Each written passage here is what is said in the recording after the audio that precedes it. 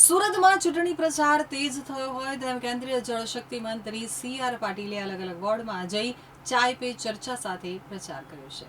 Ward number 18માં કોંગ્રેસમાંથી ઉમેદવારી પાછી ખેંચનાર સંજય રામાનંદી 2000થી વધુ કાર્યકરો સાથે ભાજપમાં જોડાયા હોવાનું કહ્યું હતું, તો સાથે જ મહિલા અધિકારો મુદ્દે વિપક્ષ ઉપર પ્રહારો કર્યા હતા. સુરત મહાનગરપાલિકાની આગામી 26 એપ્રિલના રોજ યોજાનારી ચૂંટણીને હવે ગણતરીના દિવસો જ બાકી રહ્યા છે, ત્યારે ડાયમંડ સિટી સુરતમાં રાજકીય ગરમાવો તેની ચરમસીમાએ પહોંચ્યો છે. આજે શહેરના લિંબાયત વિસ્તારમાં ભારતીય જનતા પાર્ટી દ્વારા એક ભવ્ય જનસંપર્ક કાર્યક્રમનું આયોજન કરવામાં આવ્યું હતું.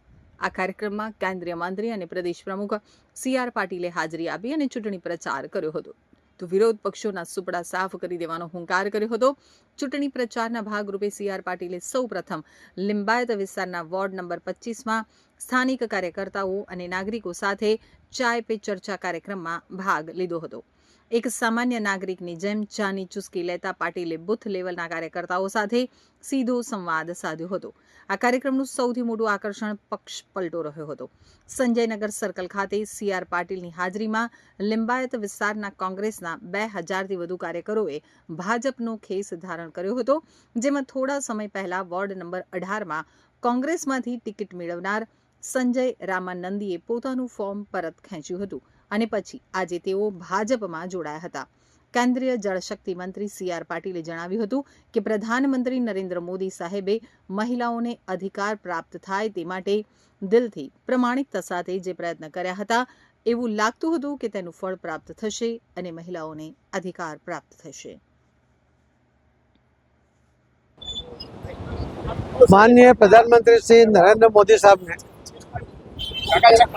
महिलाओं को अधिकार प्राप्त हो, इसके लिए दिल से प्रामाणिकता के साथ जो प्रयत्न किए थे, उससे लग रहा था कि उसका फल प्राप्त होगा, महिलाओं को अधिकार प्राप्त होगा.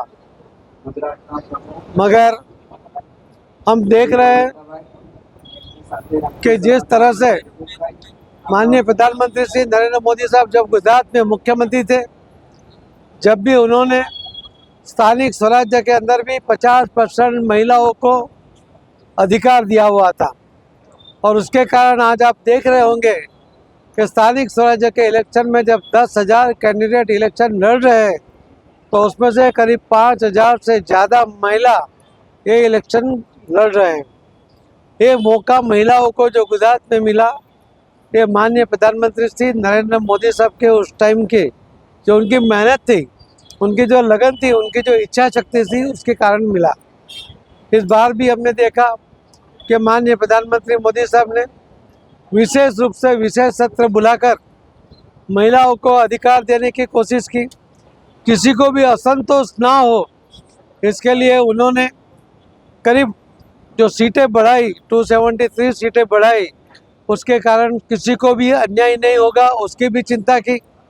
माननीय श्री अमित शाह साहब ने भी किसी को भी अन्याय नहीं होगा, हर स्टेट के अंदर जो प्रोरेटा सीट बढ़ रही है, उसके कारण जो उनकी सीटें हैं, वो सीटें कितने बढ़ रही है, उसका भी डिटेल जवाब उन्होंने लोकसभा में दिया. माननीय प्रधानमंत्री श्री नरेंद्र मोदी साहब ने एक पत्र लिखकर भी सबको कहा कि इसकी मंशा क्या है, किस तरह से महिलाओं को अधिकार देना चाहिए, और हम कब तक महिलाओं को अन्याय करते रहेंगे. मगर कांग्रेस, एसपी, टीएमसी, ये सभी पार्टियों ने जमकर उसका विरोध किया. बहुत दुख की बात यह है कि इंदिरा गांधी महिला होते हुए प्रधानमंत्री बन गई थी.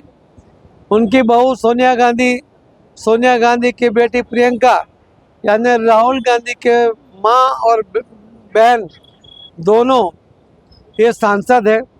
सभी पार्टियों में देखेंगे तो एसपी में अखिलेश यादव, उनकी भी पत्नी वो भी सांसद है, कनिमोझी वो भी सांसद है. खुद ममता बनर्जी कई सालों से वो सीएम भी है और पहले भी वो एमपी भी रही और मिनिस्टर भी केंद्र में रही थी. उनकी पार्टी ने भी जमकर इस बिल का विरोध किया. खुद महिला होते हुए महिलाओं के द्वारा जो विरोध हुआ, वो पूरे देश ने देखा. इसके कारण कोई भी विरोध पक्ष का कोई भी उसका मेंबर कम नहीं हो रहा था, सबको अधिकार प्राप्त हो रहा था।